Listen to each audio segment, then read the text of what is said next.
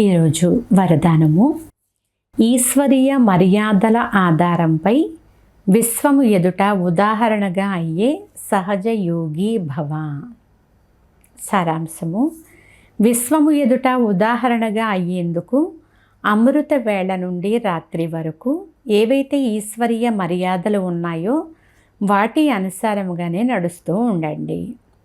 విశేషంగా అమృత వేళ యొక్క మహత్వాన్ని తెలుసుకొని ఆ సమయంలో పవర్ఫుల్ స్థితిని తయారు చేసుకుంటే పూర్తి రోజంతటి జీవితం కూడా మహాన్గా అయిపోతుంది. అమృత వేళలో విశేషంగా తండ్రి నుండి శక్తి నింపుకొని శక్తి స్వరూపంగా అయ్యి నడవడం ద్వారా ఏ కార్యంలో కూడా కష్టం అనేది అనుభవం అవ్వదు. అంతేకాక జీవితాన్ని మర్యాదపూర్వకంగా గడపడం ద్వారా సహజ యోగి యొక్క స్థితి కూడా స్వతహాగానే తయారైపోతుంది. అప్పుడు విశ్వము మీ జీవితాన్ని చూసి తమ జీవితాన్ని తయారు చేసుకుంటుంది.